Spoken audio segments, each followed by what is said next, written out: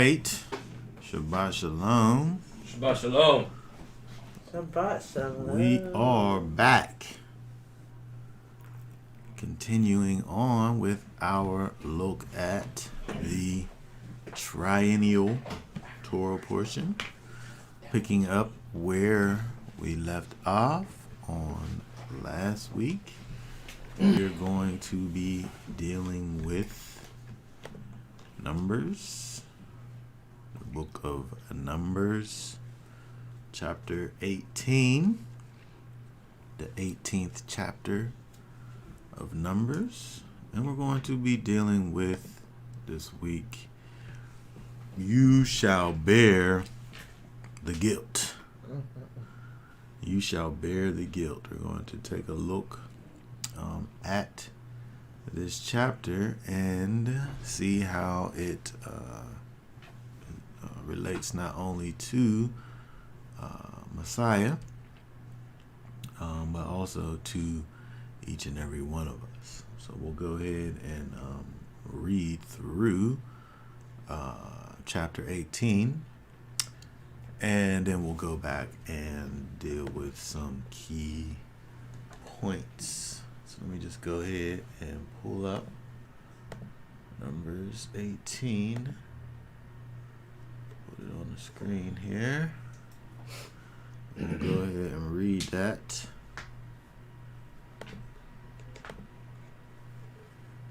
Nice and loud. And Yahweh said to Aaron, you and your sons and your father's house, which you are to bear the crookedness against the set-apart place, and you and your sons with you are to bear the crookedness against your priesthood. But bring with you your brothers of the tribe of Levi too, the tribe of your father, to join you and serve you while you and your sons are with you before the tent of the witness. And they shall guard your charge and the duty of all the tent, but they do not come near the furnishings of the set-apart place and the slaughter place, lest they die, both they and you. And they shall be joined with you and guard the duty to this tent of appointment for all the service of the tent, but a stranger does not come near you. And you shall guard the duty of the set-apart place and the duty of the slaughter place, so that there be no more wrath on the children of Israel. And see, I myself have taken your brothers, the Levites, from the midst of the children of Israel, a gift to you, given by Yahweh to do the service of the tent of appointment. But you and your sons with you are to guard your priesthood for all matters at the slaughter place and behind the veil, and you shall serve. I have given you the priesthood as a gift for service, but the stranger who comes near is put to death. And Yahweh spoke to Aaron, and see, I myself have also given you the charge of my contributions, all the set apart gifts of the children of Israel. I have given them to you for the anointing, and to your sons as a law forever. This is yours of the most set-apart gifts from the fire, all their offerings, all their grain offerings, and all their sins offerings, and all their guilt offerings, which they render to me, are most set apart for you and your sons. Eat it in the most set-apart place. Every male eats it. It is set apart to you. This also is yours, the contribution of their gift, with all the wave offerings of the children of Israel. I have given them to you and your sons and daughters with you, as a law forever. Everyone who is clean in your house eats it.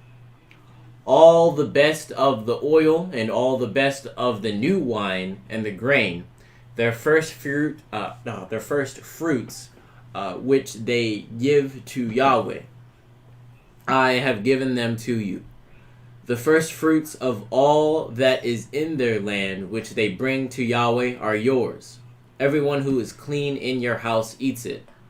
all that is dedicated in Israel is yours. Everyone opening a womb of all flesh, which they bring to Yahweh, whether man or beast, is yours. But to ransom, you shall ransom the firstborn of man, and the firstborn of the unclean beast you ransom. And ransom their ransomed ones when 1 new moon old, according to your valuation, 5 shekels of silver, according to the shekel of the set apart place, which is 20 gerahs. But the firstborn of a cow, or the firstborn of a sheep, or the firstborn of a goat, you do not ransom. They are set apart. Sprinkle their blood on the slaughtered place, and burn their fat as an offering made by fire for a sweet fragrance to Yahweh. And their flesh is yours, as the wave breast and as the right thigh, it is yours. All the contributions of the set-apart gifts which the children of Israel present to Yahweh, I have given to you and your sons and daughters, with you as a law forever. It is a covenant of salt forever, before Yahweh with you and your seed with you. And Yahweh said to Aaron, you are not to have an inheritance in their land, nor have any portion in their midst. I am your portion and your inheritance among the children of Israel. And see, I have given the children of Levi all the tithes in Israel as an inheritance in return for the service which they are serving, the service of the tent of appointment. And let the children of Israel no more come near the tent of appointment, lest they bear sin and die. Because the Levites shall do the service of the tent of appointment, so they themselves bear their crookedness. A law forever throughout your generations, that among the children of Israel they are to have no inheritance. But the tithes of the children of Israel, which they present as a contribution to Yahweh, I have given to the Levites as an inheritance. That is why I have said to them, among the children of Israel, they have no inheritance.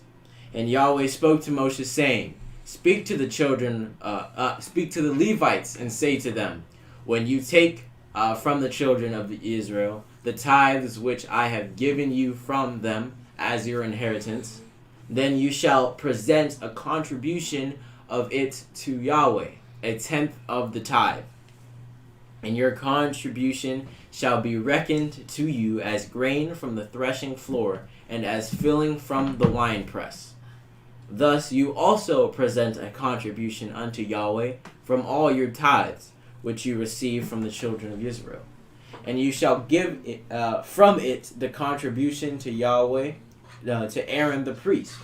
From all your gifts you present every contribution due to Yahweh, from all the best of them, the set apart of them, the set apart part of them. And you shall say to them, when you have presented the best of it, then the rest shall be reckoned to the Levites as the yield of the threshing floor, and as the yield of the winepress. And you shall eat it in any place, you and your households, for it is your reward for your service in the tent of appointment. And bear no sin because of it when you have presented the best of it, and do not profane the set-apart gifts of the children of Israel, lest you die. Okay, very good. Very good. All right.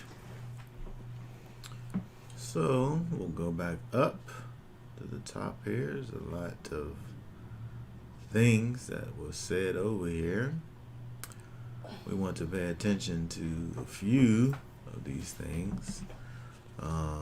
Namely, when we go up to the top here, verse 1, where it says, you and your sons and your father's house with you are to bear the crookedness against the set apart place, to bear the crookedness against the set apart place. So we want to look at that. This thing here over here that the priests were responsible for. First of all, when we look at this here, let's see. This word bear. This word here. Let's see here. Let me see if I can get this.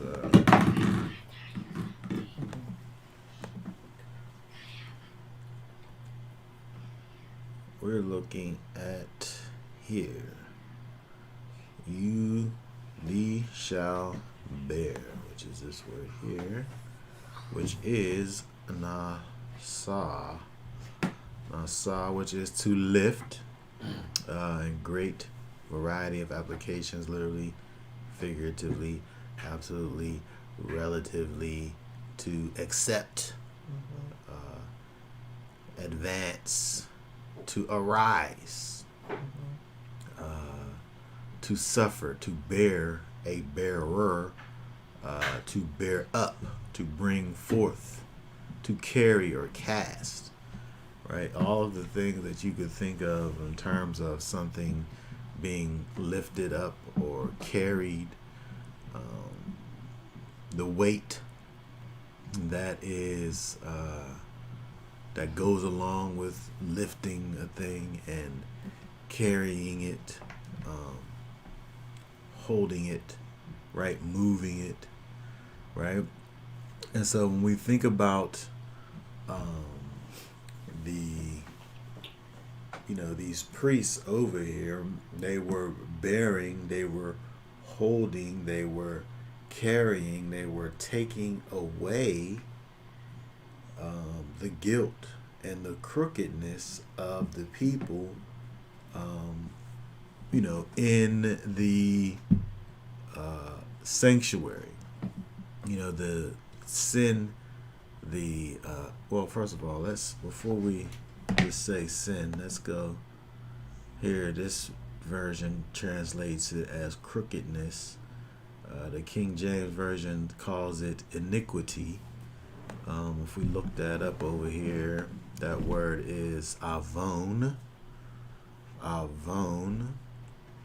which is perversity, that is moral evil, fault, iniquity, mischief, punishment, iniquity.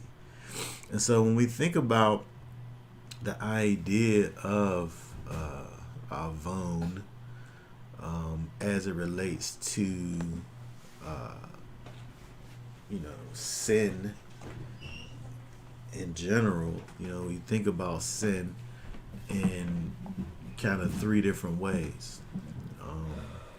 We think about sin in terms of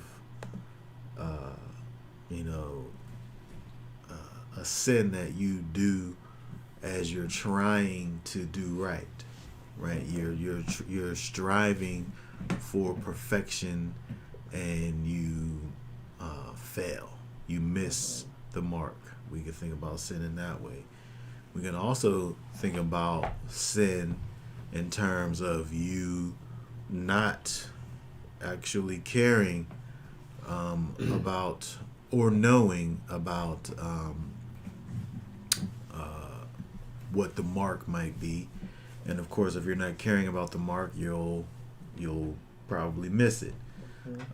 You could potentially hit the mark by mistake, right? They say that a broken clock is right at least 2 times a day.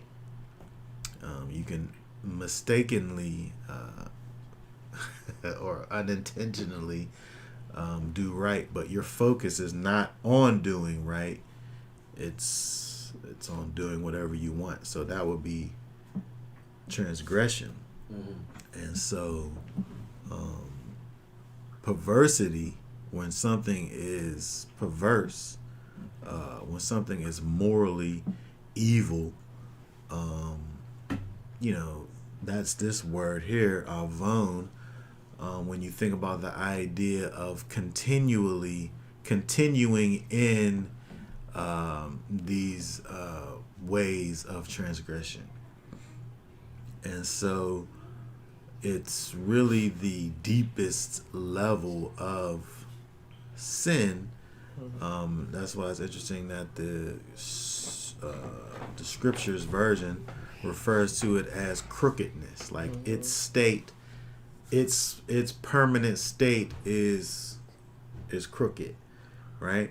And so the priest, it says that you will bear the crookedness against the set apart place. We know that the priest is involved in carrying the crookedness away from the people. The people bring their their sin offerings to the priest, and the priest deals with those things. And so when we think about the idea of the importance of the priest, or the significance of the priest, the things that he is doing, his role is very important. Let's look over here at Leviticus 16.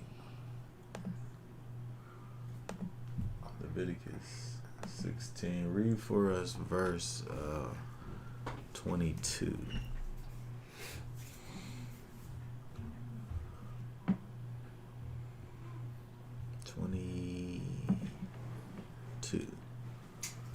And the goat shall bear on itself all their crookednesses to a land cut off. Thus he shall send the goat away into the wilderness. Okay, so when we think about in Leviticus chapter 16, where it goes over what happens with the Day of Atonement, you have this goat that bears on itself the crookedness. And so we know that this goat, the people confess over the goat. They lay their hands on the goat, essentially placing the crookedness, the iniquity, the avon, the guilt on the goat, and the goat takes it somewhere. He bears it. He carries it away, right? And so we see in this picture of what happens with the goat on the Day of Atonement. We see this is something that the priest is involved in daily, right? This is part of his daily thing, to bear the iniquity of the people. And again, we see the picture, the antithesis, the kind of carrying out, I should say, of this over here in Leviticus. So let's go over to Isaiah, because there's some other pictures that we see in the scripture of this idea of sin being carried away, this thing that the priests are involved in. If I can, this slide is just a little. See, Isaiah 52.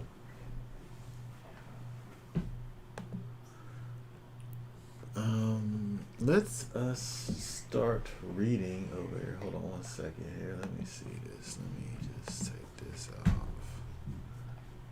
And let's start reading at verse 1. Awake, awake. Put on your strength, O Zion. Put on your garments of splendor, O Jerusalem, the set-apart city. For no more do the uncircumcised and the unclean come into you. Shake yourself from the dust, arise and sit down, O Jerusalem. Loose yourself from the bonds of your neck, O captive daughter of Zion. For thus said Yahweh, you have been sold for naught, and you are redeemed not with silver. For thus said the Master Yahweh, At first, my people went down into Mitzrayim to sojourn there, and Asher oppressed them without cause. And now what have I here, declares Yahweh, that my people are taken away for naught? Those who rule over them make them wail, declares Yahweh, and my name is despised all day continually. Therefore my people shall know my name in that day, for I am the one who is speaking. See, it is I. How pleasant among the mountains are the feet of him who brings good news, who proclaims peace, who brings good news, who proclaims deliverance, who says to Sion, your Elohim reigns. The voice of your watchmen, they shall lift up their voices, together they shout for joy. Because eye to eye they see the return of Yahweh to Sion. Break forth into joy, sing together, you waste places of Jerusalem. For Yahweh shall comfort his people, he shall redeem Jerusalem. Yahweh shall lay bare his set-apart arm in the eyes of all the nations, and all the ends of the earth shall see the deliverance of Elohim. Okay, very good. So we got a lot of things over here, but if we think about who's being described, we see that if we go all the way back up, Jerusalem, this set-apart city, is being described.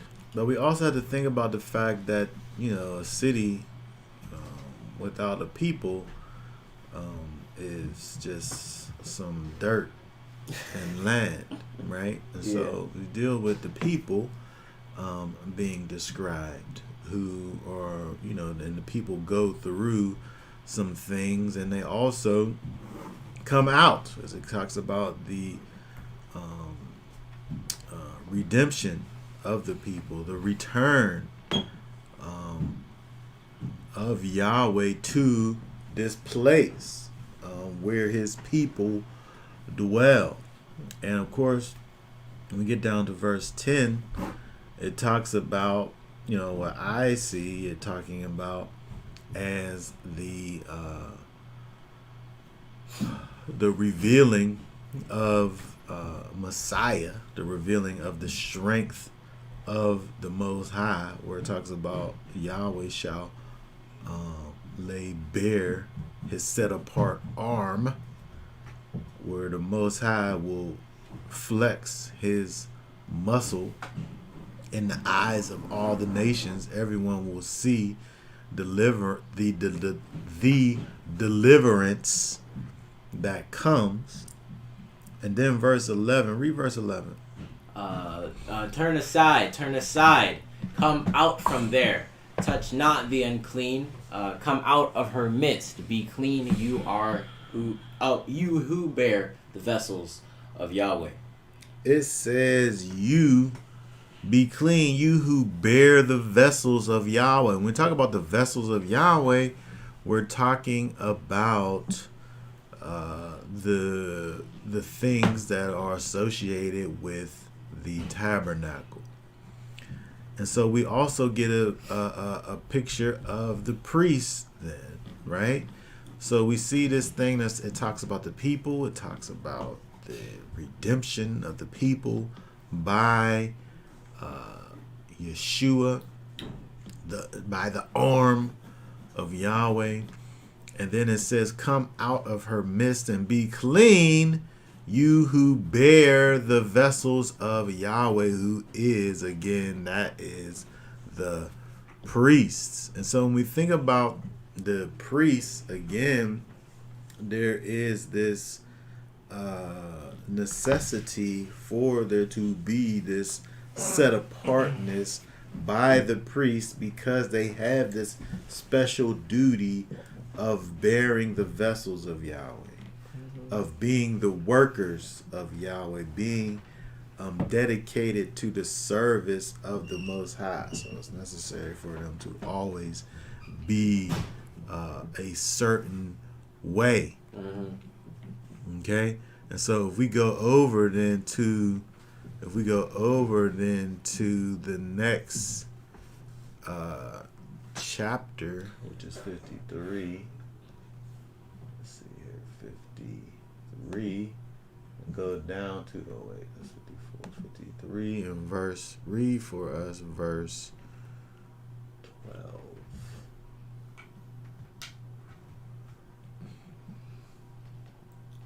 Therefore I give him a portion among the great, and he divides the spoil with the strong, because he poured out his being unto death, and he was counted with the transgressors, and he bore the sin of many, and made intercession for the transgressors.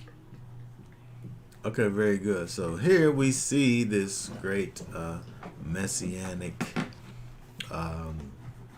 verse talking about Yeshua, of course, who bore the sin of many. He carried the sin. Hold on, let me see what this is here. It's given us this. It's given us this picture of sin being carried. Let's see if this is our word here. Let's see.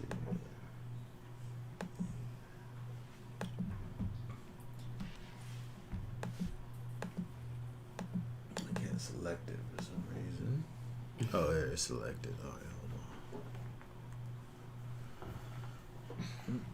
on.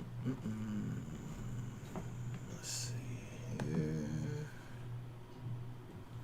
Right there. Asa is what this person has done with our sin of many and made intercession for the transgressors.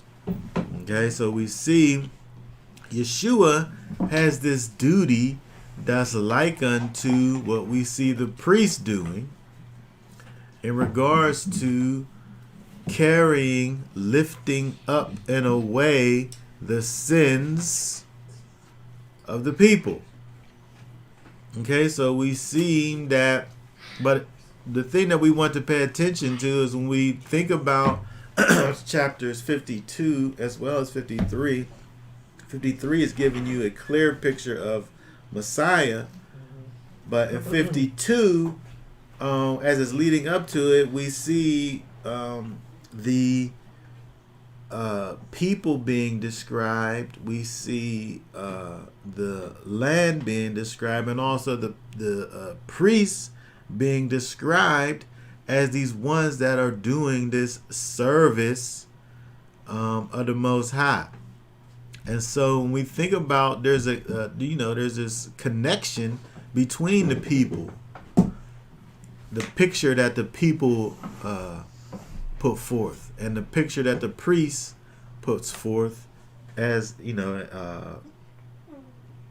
compared to Messiah and the things that he is doing. Mm-hmm. And so let's go over here and look at, again, when we think about back in Numbers, we're talking about the priest who bears the iniquity.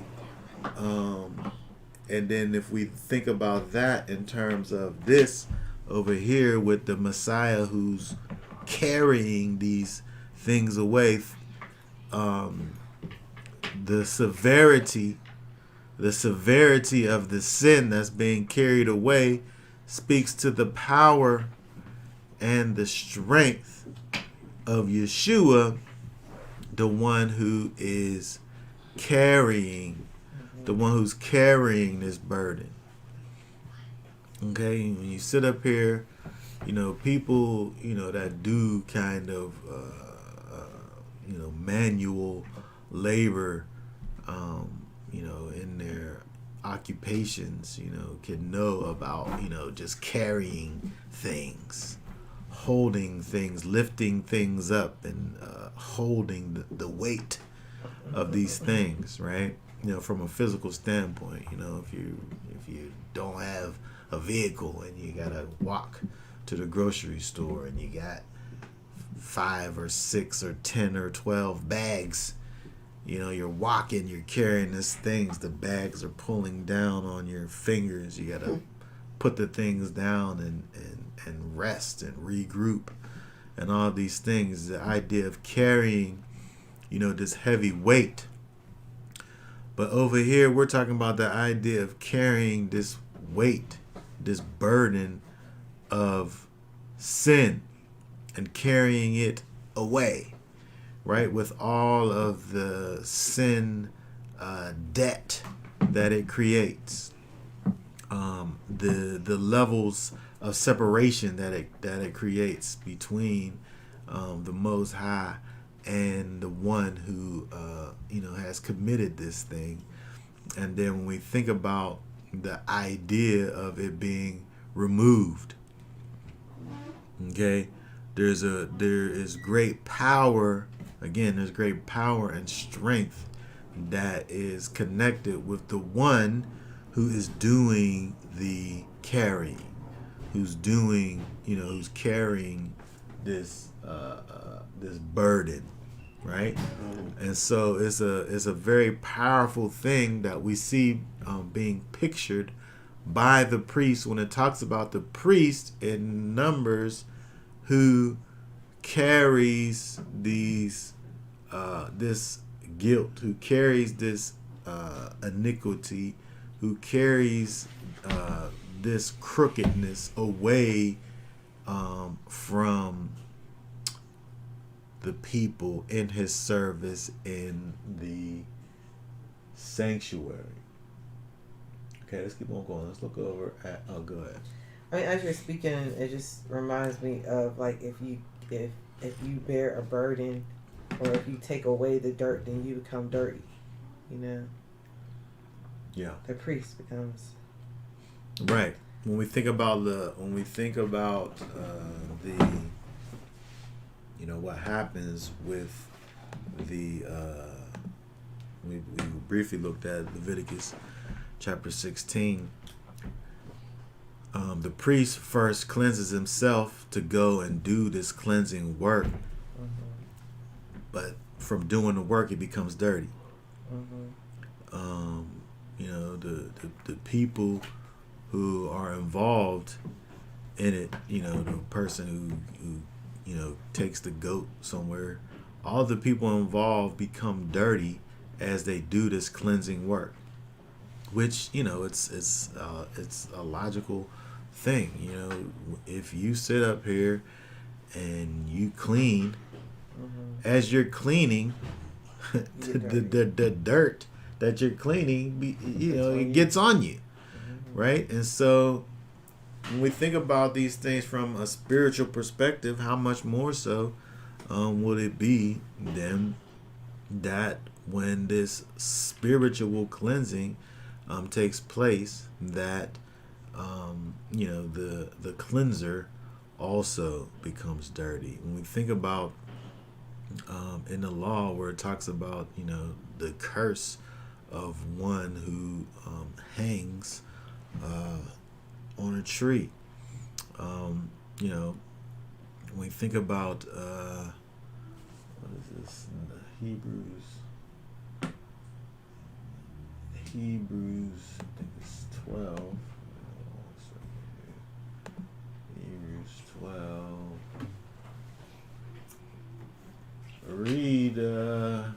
Read 1 and 2 there. We too, then having so great a cloud of witnesses all around us, let us lay aside every weight and the sin which so easily entangles us, and let us run with endurance the race set before us, looking to the Prince and Perfecter of our belief, Yeshua, who for the joy that was set before him endured the stake, having despised the shame, and sat down at the right hand of the throne of Elohim. Okay, very good. We see over here Yeshua, who it says for the joy that was set before him, the joy of redeeming his set apart people back to himself. That that was a joy to him. right? So he was able to endure the stake. But it says, having despised the shame of the stake, the shame of this thing that he was going to have to go through, this process of getting this curse from the people put on him. They're not. So the process that he went through, it was a joy for him to do the thing, but the thing, actually, there was shame associated with this thing. He got dirty. He got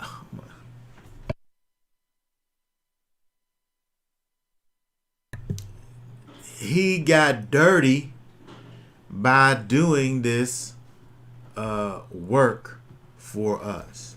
And so we see that, but again, there's power and there's strength in his ability to do the work. Okay, when we sit up here and we look at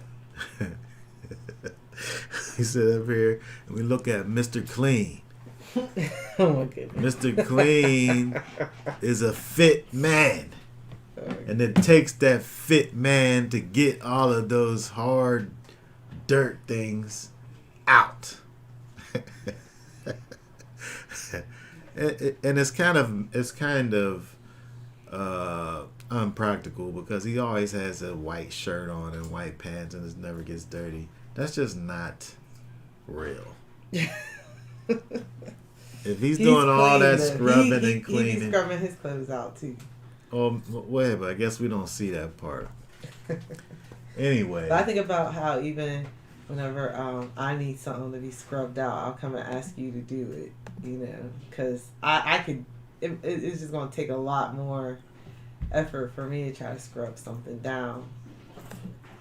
well, it's the same effort though. If there's a particular pile of something or other, or stain or something or other, it takes one amount of power and pressure to remove it. So the same exertion that you would use, I will use that same thing to get the thing out. It's just about going through the process of cleaning it, right? And so I want to look at 1 Peter 2. Go down to verse 20. Start reading at verse 1 Peter 2 and 20, yes. For what credit is there in enduring a beating when you sin? But if you suffer for doing good and you endure, this finds favor with Elohim.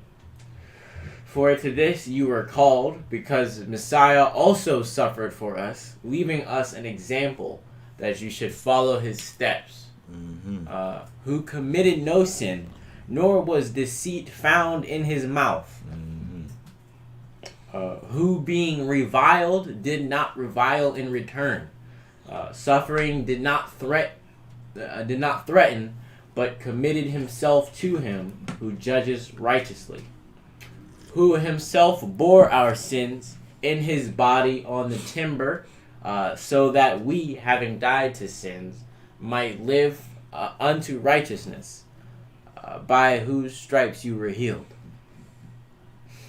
For you were like sheep going astray, but have now returned to the shepherd and overseer of your beings. All right, of your beings or of your souls. And so again, we see where Yeshua himself bore our sins in his body, that so that we, having died to sins, might live to righteousness. And right, so we see over here, it's interesting when we look back at the process that the priests go through. where the priests are doing this thing for the people, but the people keep on doing the thing that's causing the priest to have to do the work. Mm-hmm. Right? And so when we think about the thing that the new covenant brings in us, where it should bring us to a place of transformation where we're not continually going through this process of, oh man, I done sinned, I gotta go to the priest, he gotta fix the thing, and then he fixes the thing, and then I go and then I sin again. Like the Yeshua is there for us to rectify our shortcomings. Mm-hmm. But the thing that he is meaning to do in us is to transform us from the inside out, so that understanding what it is that he has done for us, we now live not unto sin, but unto righteousness. Mm-hmm.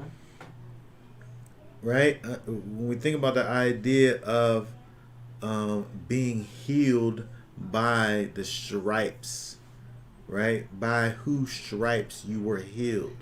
When we think about the idea of actually being healed, we're healed from the sickness of sin. Right? Because sin is in fact a sickness.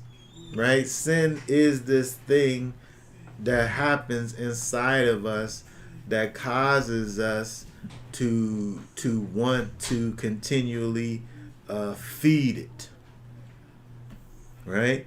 Mm-hmm. Our carnal mind and carnal desires always want to be fed, always want to be appeased. Right? It's like this parasite that lives inside of us, that wants to grow and wants to be nourished and wants to feed. Mm. But the feeding of this thing actually kills us. Right? And so when we think about the idea of being healed by the stripes of Messiah, right? We in this new covenant are transformed. We're transformed by the Ruach HaKodesh on the inside of us, which causes us to desire to live a life that's unto righteousness. Mm-hmm. Because of this great thing that Messiah, that Yeshua has done for us.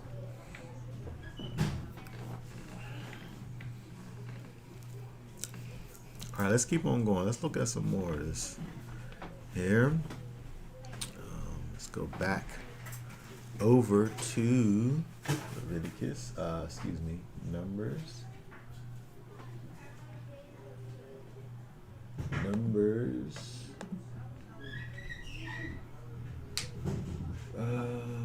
18. All right, let's go down to let's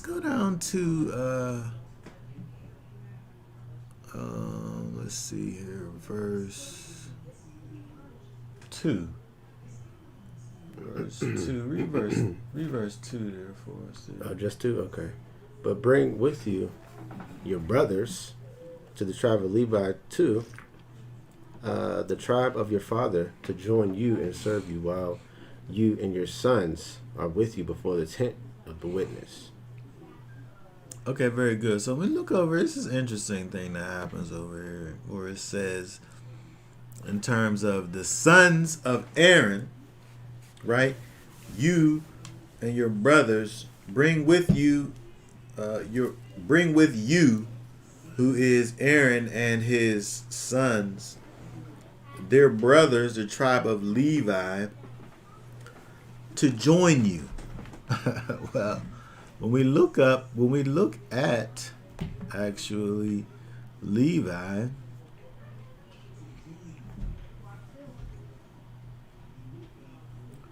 We can see it without even looking at it. Oh wait, well it's close, but it's a derivative. Okay, and so this word here, remember this here, 3867, which is lava,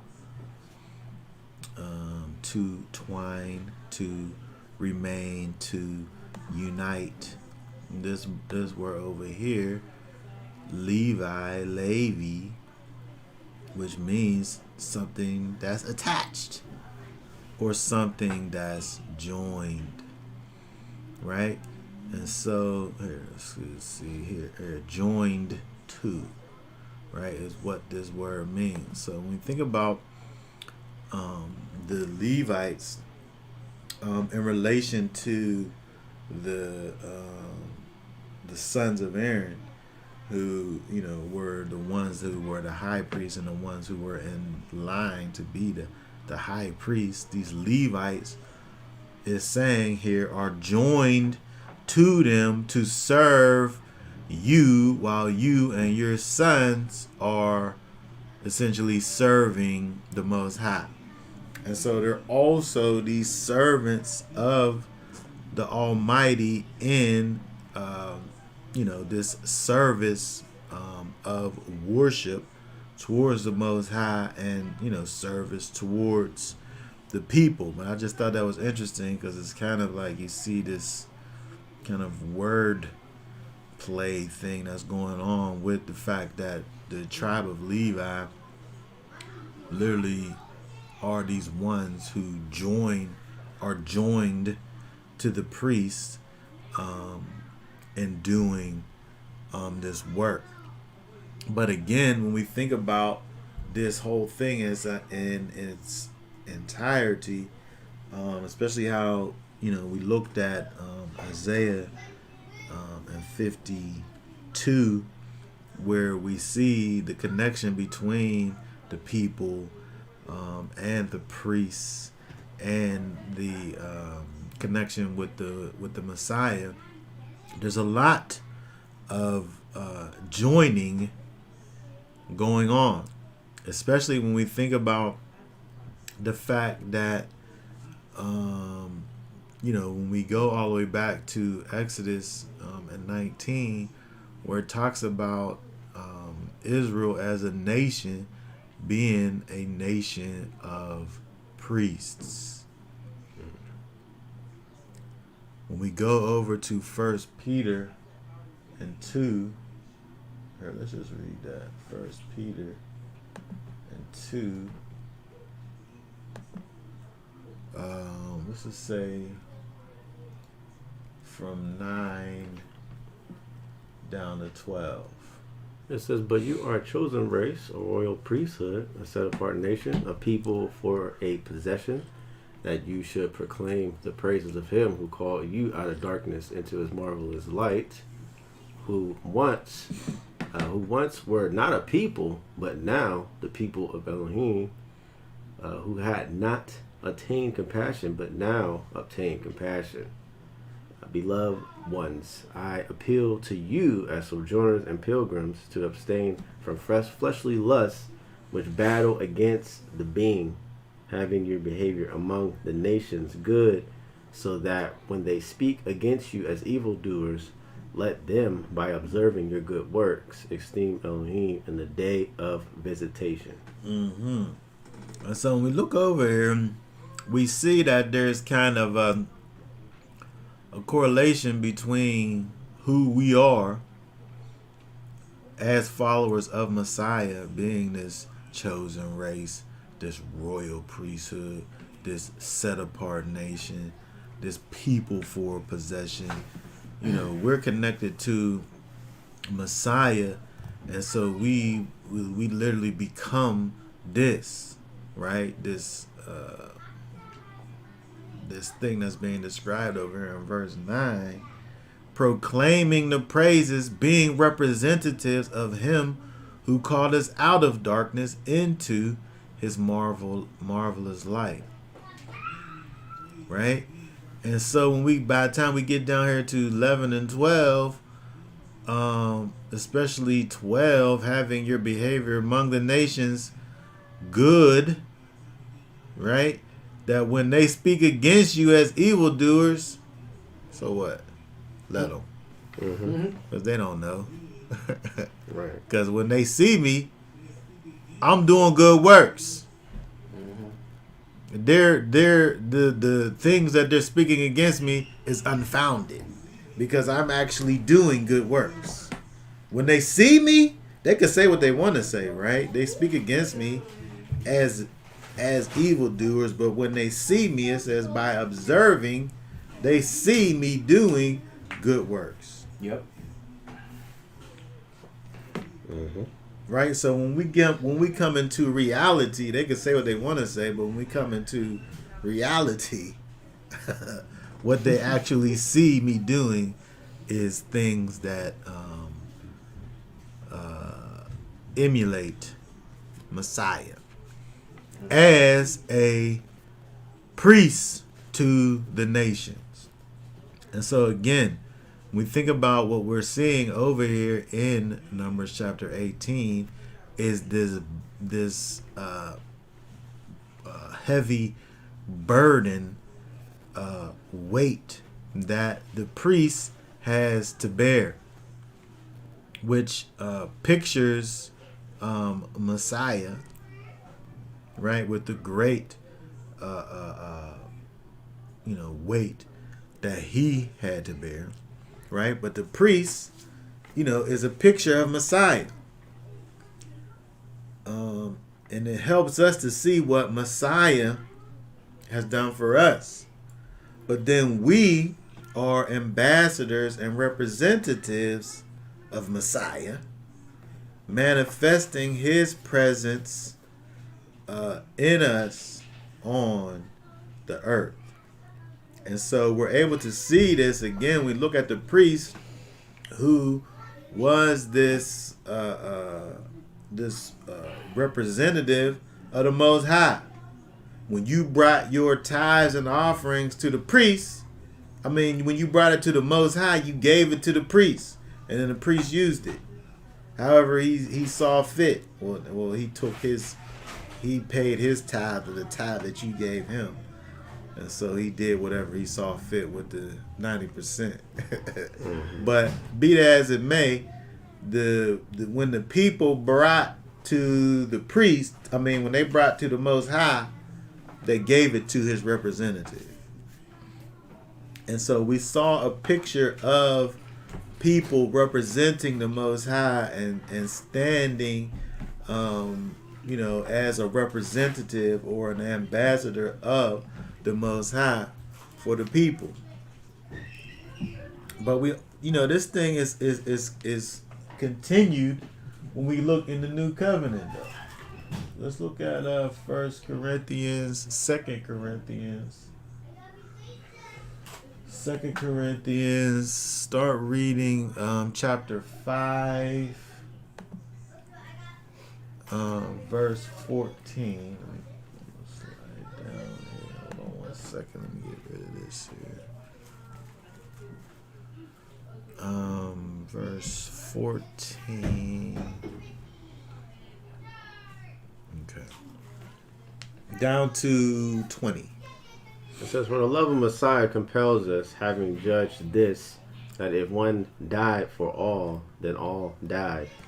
And he died for all, that those who live should no longer live for themselves, but for him who died for them and was raised. All right, hold on. So again, we're thinking about the connection between the priest and the picture that the priest gives us of Messiah. And also ourselves as a nation of that is a set apart nation and a royal priesthood, all of us kind of having this same picture between us. And so when we look over here, he said he died for all, that those who live shall no longer live for themselves. Just like when you think about the fact that this priest who became this priest. He now had this job, and it talks about in the chapter where his whole existence was just about the tabernacle. Mm-hmm. His whole existence was about doing the service of the Most High. He didn't have no inheritance.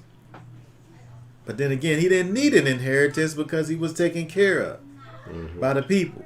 So it wasn't as if this was some kind of punishment or something where, he didn't have nothing. He had everything that his heart desired. Right? But his life was not about his own life. Right. His life was about his service to the Most High. And so we see that same thing over here where it talks about us being connected to Messiah. He died for all, that those who live and are connected to him should no longer live for themselves. This life that we live is not about us. It's about the kingdom. Right? What then 16, what does it say? It says, from now onwards we know no one according to the flesh, and if we have no Messiah according to the flesh, yet now we no longer know him thus. Okay, this is a very interesting verse. I like this verse, but then I always forget where it is.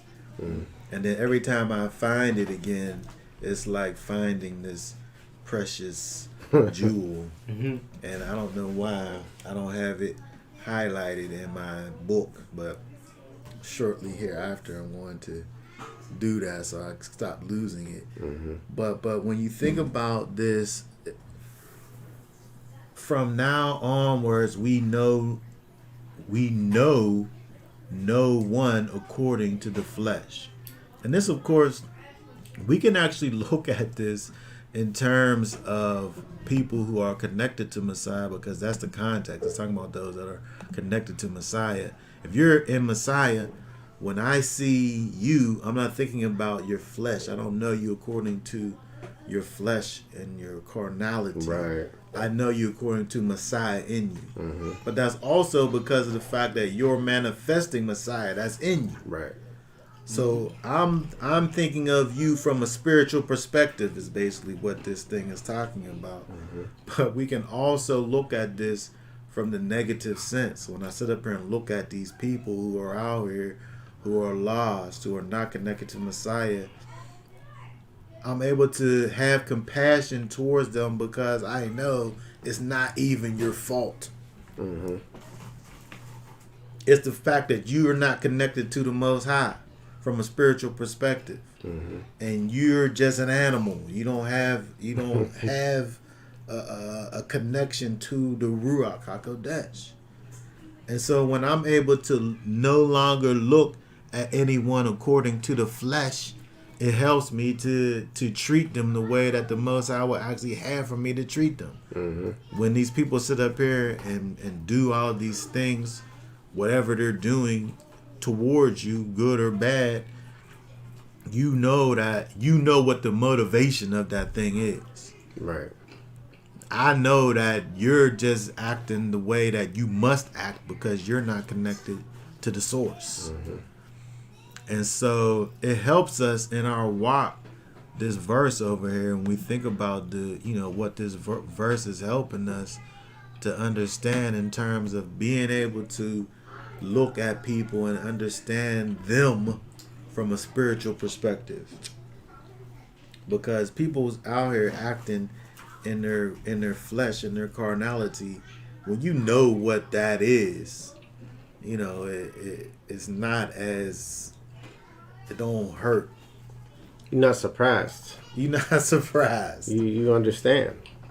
Scripture say, well, again, get understanding. So yeah, when you operating in the spirit, like you said, that's deep, because people are judged.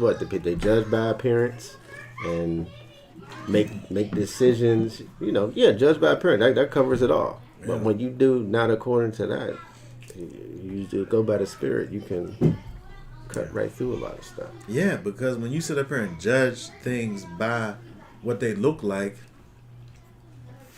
you're going to be wrong half of the time. Exactly, yeah. Yep. Because you may be able to see better than me. Like how we was up at the feast and you was looking at them birds and you saw their whole head and face and the red thing on it. And I couldn't see it. You're sitting up here describing this thing that I'm looking at too, and we're not seeing the same thing. You can't always even trust your own eyes. That's Your true. your eyes could sit up here and lie to you. That's true. Yeah.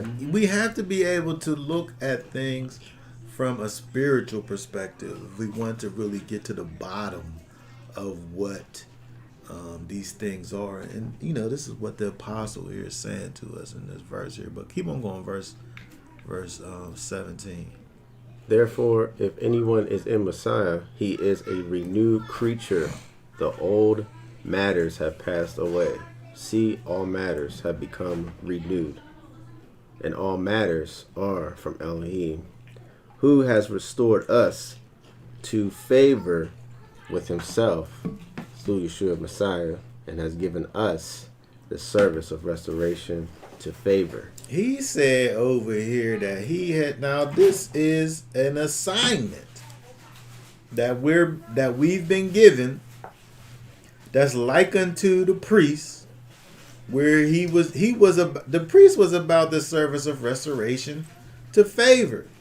When a person has sin and it was necessary for them to bring their sin offering to the Most High, when they fell out of favor with the Most High, they brought their offering to the priest, and the priest then facilitates this process of restoration of that person back into favor.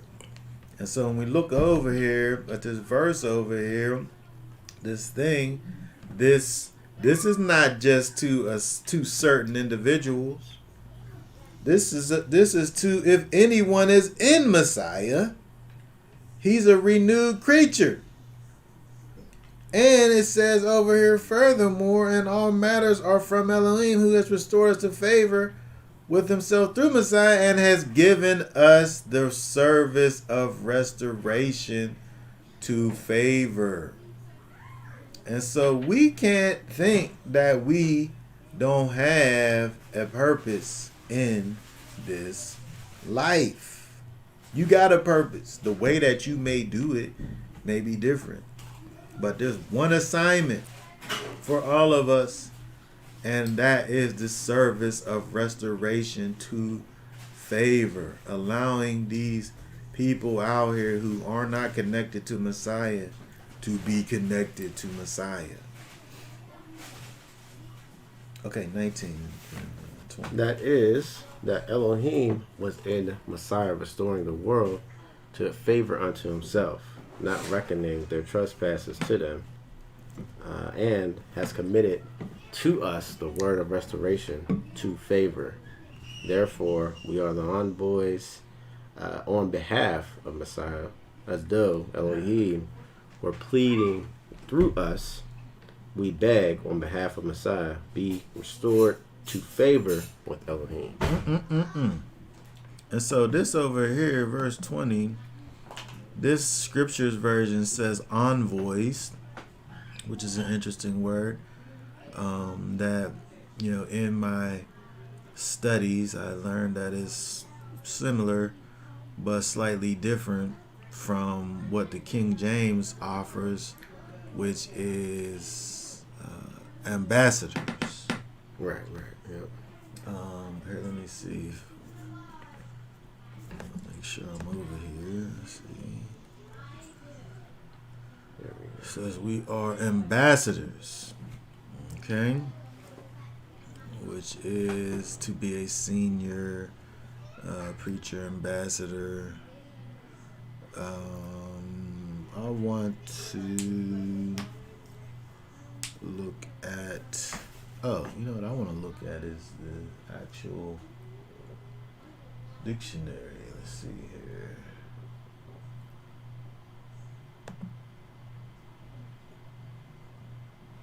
Where is the here?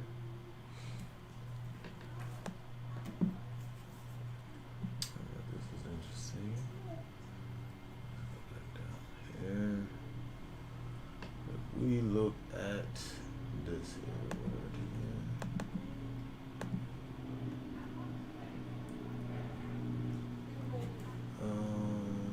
Okay, let me just copy that up here. It's hard to see this little thing. Oh, here we go. Right there.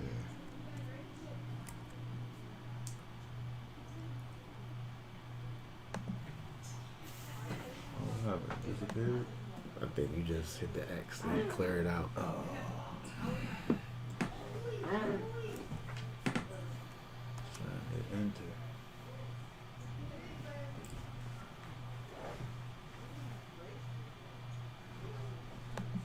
What's going on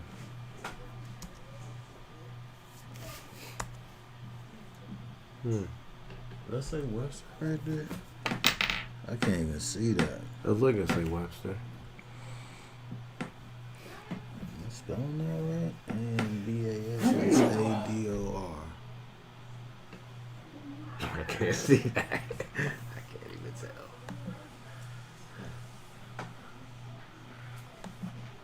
Alright, we have some technical difficulties over here. But this word ambassador, if we go to the Webster's, here, let me try this one. If we go to the Webster's over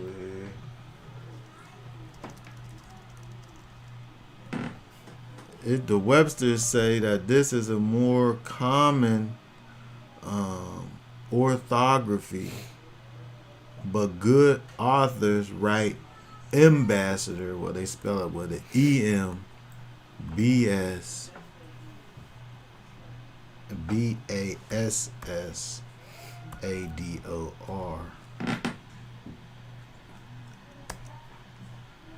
There we go. Why did that pull up in the other one then?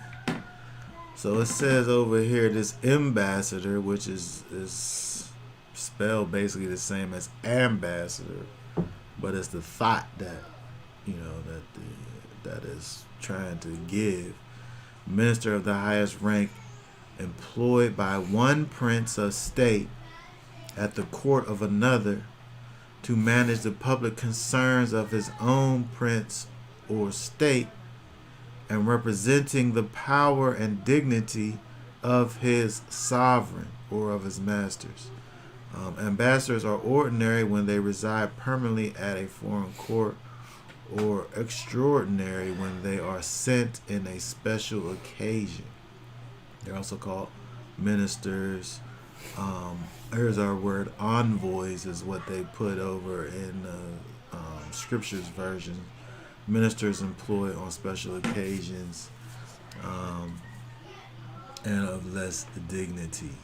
But I thought it was interesting that if we look over at, if we go back to the Hebrew, because again, we think about this idea of this ambassador, this one who is empowered by his master to go out and proclaim a thing, the concerns of the master. The ambassador goes out and delivers. He's a messenger that has been given certain authorities and certain powers or what have you given to him from the sovereign, from the master, and he goes out and he represents that master. But if we look over in the ancient, let me see if I'm able to get this. We can also see this in the ancient here. Let me see.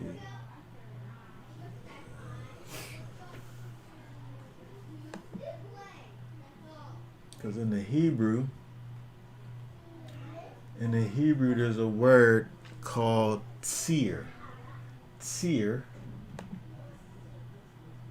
Oh, we still got our. Let's see here.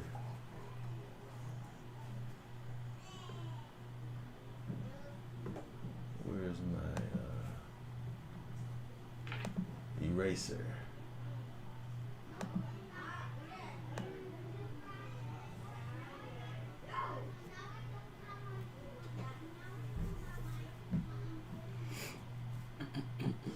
Okay, so there is a word in the Hebrew that is a tzadi.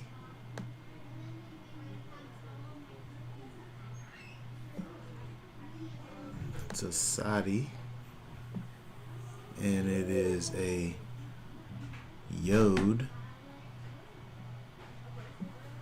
and it is a resh.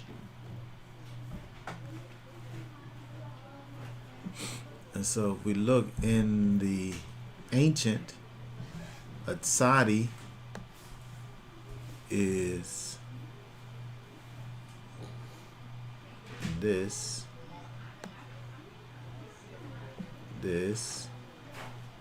a yod, this here, and the resh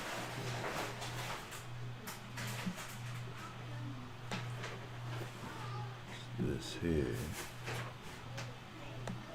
So, oh wait a second here. What is going on with my? There we go. Oh, that is nice there. Yeah, that's clean. Okay. Been working on that. Okay, so we have the tzadi with it, which is the man that's on his side, right? And so the man on his side is hunting, right? He's in his the prone position, right? And he's processing the path. He's processing the path and the destination. So when we think about the tzadi, we can see that the path and the destination is the thing that's being pictured. And then so we see also the yod. And the yod is the arm and the hand. And so the arm and the hand is the thing that we do our work with, right? It don't literally exemplify strength, but it's the thing that your strength is manifested through, which is your arm and your hand and your work, right? And then the resh is the man's head, or he is the head. And so when we think about the man on this side, we think about the path and the destination that is strengthened or does work according to what the head commissions, right? Is the same thing that we see over here with this seer, which is this messenger, which is this ambassador, where he's on this journey, he's on this path and this destination, and he's commissioned to work by his head. And so when we go back over to the scriptures over here, if I can just get this thing out of here, let's pull this up here. If we look at this word again, this seer, which is Hebrew 6:7-3-5. This word seer here, it means it's a hinge, right? A hinge is the thing on a door that causes the door to swing, right? And so from a concrete standpoint, you have this seer word that means hinge. It turns it turns and it moves. Hold on, I'm making these motions, but you can't see what I'm doing here.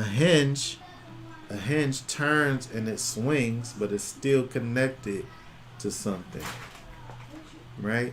And so, from a concrete standpoint, this word seer means hinge, but from an abstract thought process, it's a messenger or an ambassador. It's something that moves freely, but is still connected to that which empowers it or strengthens it or has commissioned it to do a thing. And so when we think about being ambassadors of Messiah, right? Being ambassadors of Messiah, going through, it said over here that it said that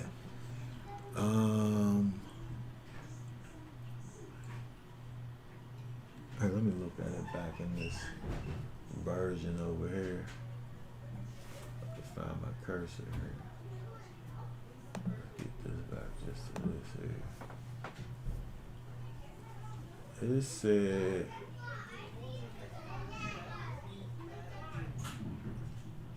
verse 20, we read, therefore we as ambassadors on behalf of Messiah, as though Elohim were pleading through us.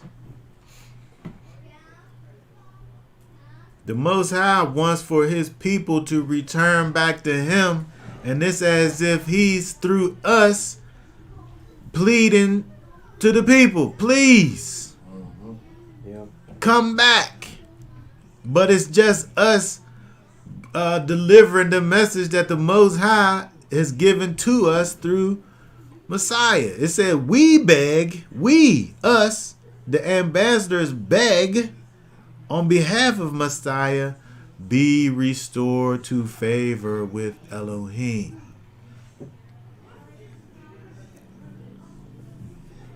That's our job. Just like the priests of old was in charge of this process of restoration to favor, so are we, right? The same task is given to us in terms of being these ones who are doing the work of the Most High. All right, let's look at Luke. We still talk about Numbers chapter 18 with these priests who had these jobs, this task in the nation to bear the iniquity of the people.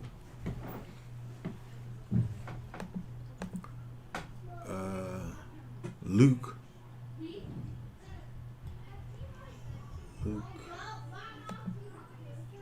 14.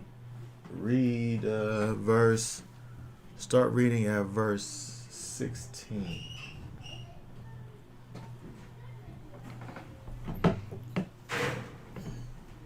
But he said to him, a certain man gave a great supper and invited many. And he sent his servant at supper time to say to those who were invited, come, for all is now ready. But one by one they began making excuses. The first said to him, I have bought a field and I need to go and see it. I ask you to have me excused. And another said, I have bought 5 yoke of oxen and I am going to try them out. I asked you to have me excused. And another said, I have married a wife, and because of this I am unable to come. And that servant came and reported this to his master. And the master of the house, being wroth, said to his servant, hurry out into the streets and lanes of the city, and bring in here the poor and the crippled and lame and blind. And the servant said, Master, it is done as you commanded, and still there is room. And the master said to the servant, Go out into the street corners and hedges to compel them to come in, so that my house is filled.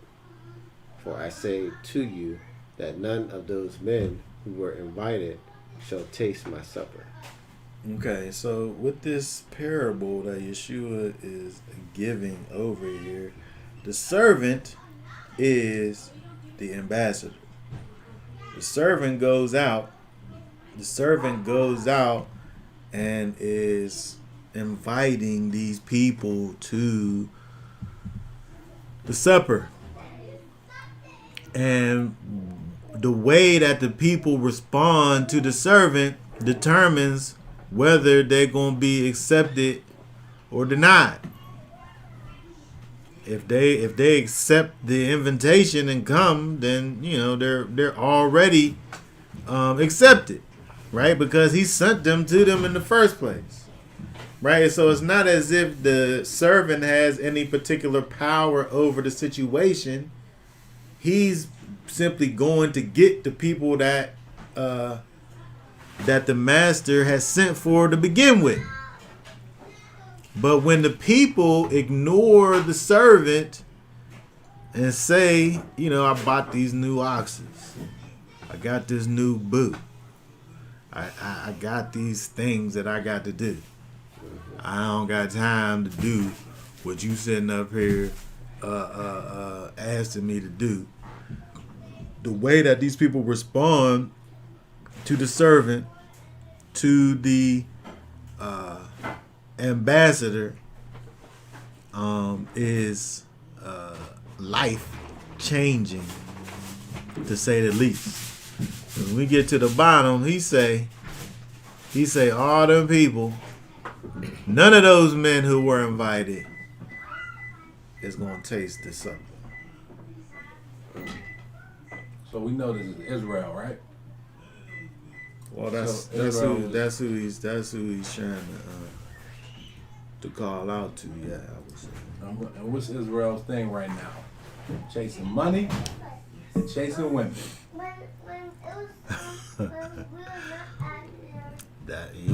It's interesting that's the what are the excuses? What are they? Make this money. Things, Can't keep money, because I gotta work. and women. That's the things, right? And so, that's what the people do. And then so instead now of going to these ones who kind of are able to make this choice to come or to not to come, then he goes to these other ones who are broken, and these ones that are blind, and these ones that are sick and crippled and poor and lame. Those ones coming, they not gonna sit up here and say, I got this to do, because they don't got nothing to do. Right? They poor, they crippled, they can't go and do no work. So here, give me that one. They can't sit up here and worry about these other affairs that they could potentially be doing because they're broken. Bring them ones. And this said that he brought all them ones, and there was still room in there. He said go into the bushes.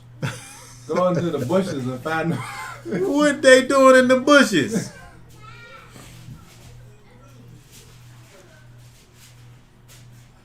But the point that we getting at over here is the fact that we have this task, this duty that's like unto the priest, where we bear the sin, the guilt of the people, where we carry this load that is the service of the Most High, that we have been commissioned to be doing.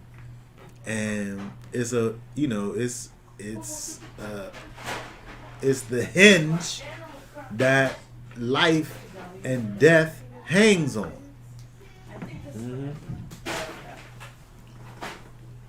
this task that we all have been commissioned to. We're the servant that's going out. We're the ones that's saying the master has got this feast that he's preparing for you. Like when you think about this parable over here, it's not as if he don't want nothing from you. He's providing this thing for you. You got nothing to bring to the situation except for yourself, and then you just gonna partake.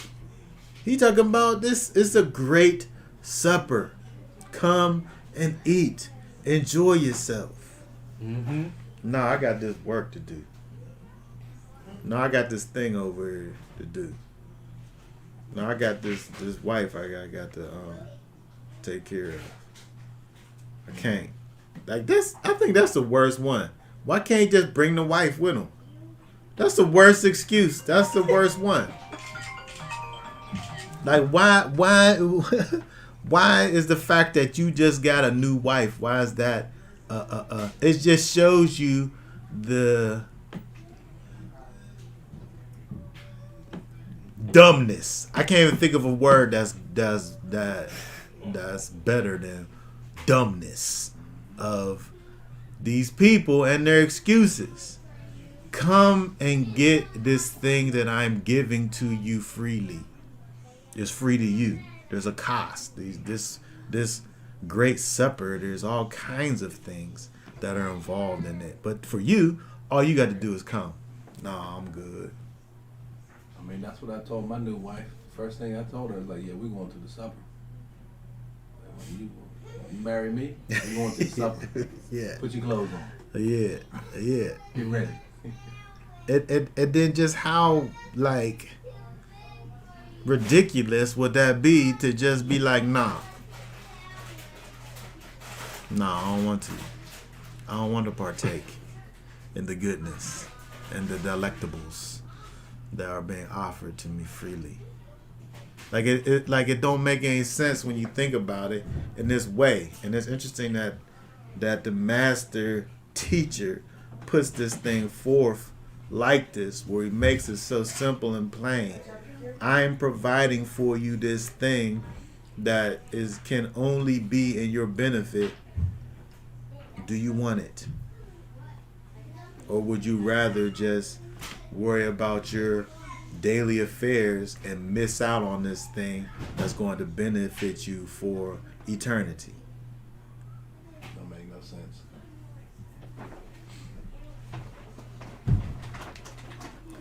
It don't make no sense.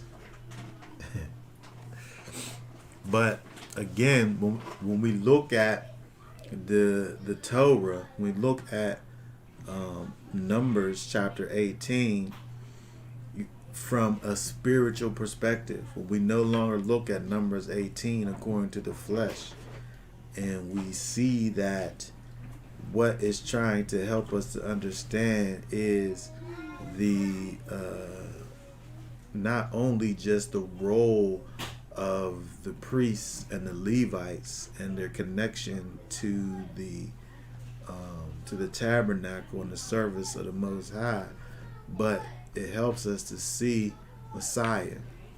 And not only helps us to see Messiah, but helps us as followers of Messiah and those upon which Messiah's spirit dwells. It helps us to be able to understand our role in this world and how we have this great task that's like unto what the priests had and what the Levites had in relation to the nation of Israel.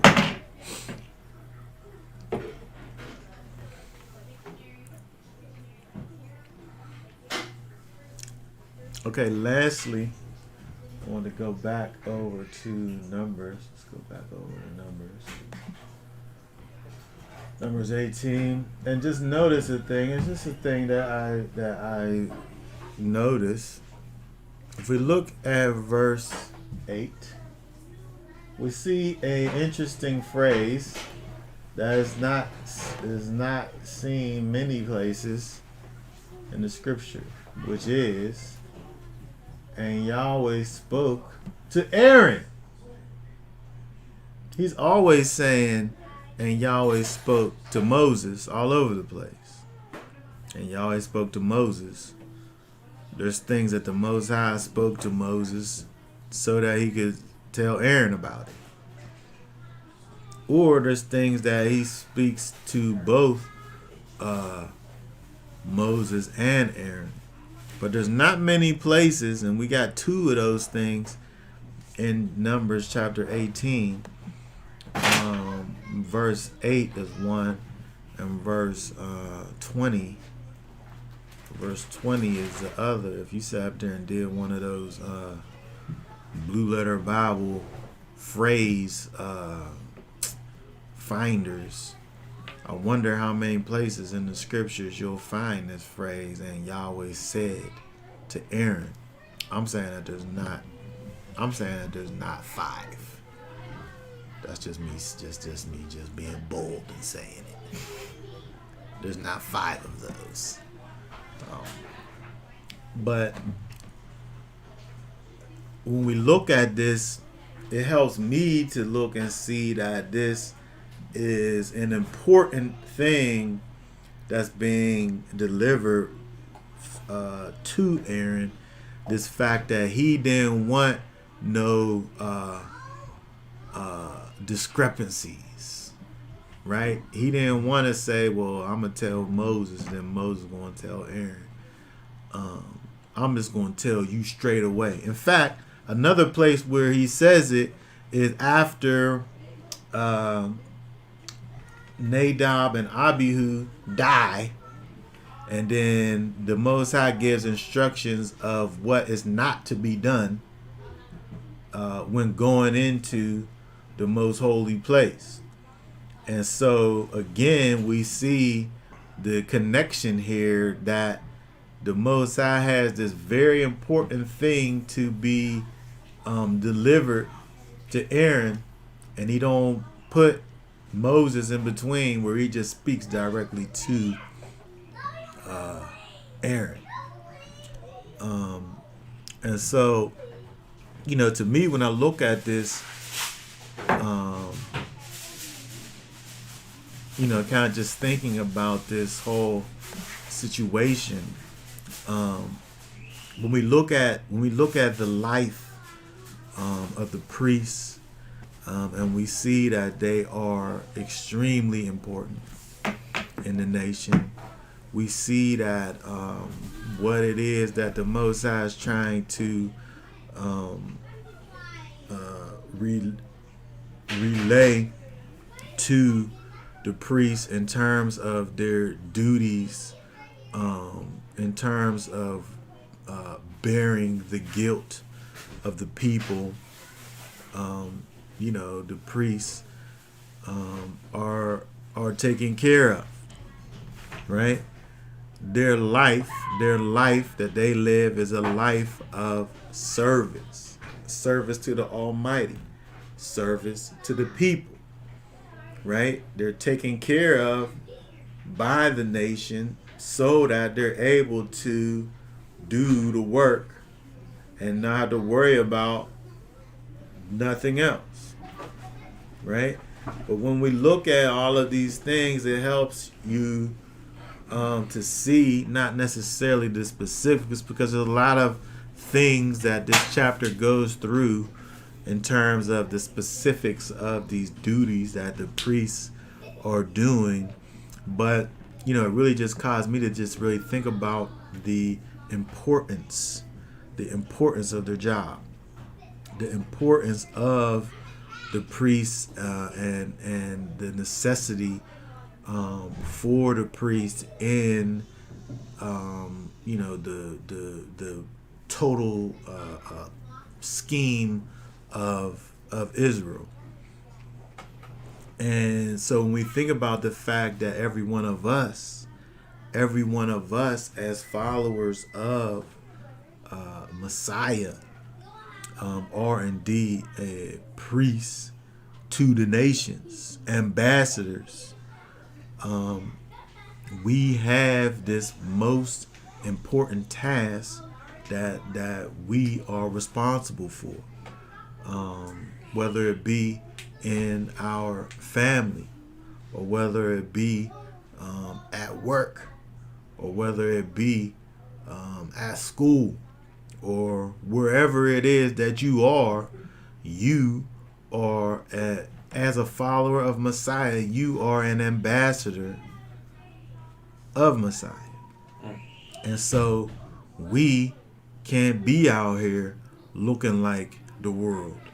We can't be out here being people catching us in wickedness. Because right when we looked at that scripture in 2 Peter, it talked about the fact that people going to sit up there and they may say that we doing evil, but what they see us actually doing is walking in righteousness. And so we supposed to always be walking in righteousness. We supposed to always be proclaiming the praises of the Most High in this world of darkness. The fact that the Most High, through his son Yeshua, has brought us out of darkness and into his marvelous light. We have to forever be these servants that's going out and telling the people it's a supper and he got all the fixings, and all you got to do is come and get some and partake of this thing that is connected directly to everlasting life. Mm-hmm. And you know, this is, as you know, as we looked over here and seen, this is our actual duty. This is the actual thing, purpose for us to be doing out here in our lives, right? This is the most important thing that each and every one of us that is indeed a follower of Messiah has to be doing. The way that you go about doing it may be different than the way that I am doing it. But at the end of the day, there's one purpose. You're an ambassador of Messiah. So we should always be representing Messiah. We should always be looking like Messiah. We should always be inviting those to become ambassadors of Messiah at every chance that we can get, right? And so I just thought that it was an interesting thing to be able to look at and see, when we look at the priest and his duties, this great weight and duty that he was commissioned to do, which is no different than the weight and duty that each and every one of us is commissioned to do, and that is to not only walk the path to the Most High, but to bring others along also on that path. Mm-hmm. Okay, so that being said, does anybody have any thoughts, questions, comments on any of that before we go ahead and shut down? Okay, so if not, we want to remind everyone to subscribe to the channel. Hit the like button. As soon as you get in here, just hit the like button. Hit the notification button. Share these videos so that people could know about what we're doing over here. And y'all willing, we will be back on next week to go over Torah portion again. We want to let everybody have a blessed rest of the Shabbat and a blessed week until next time. And we'll say Shabbat Shalom. Shabbat shalom. Shalom. And we will see you on next time.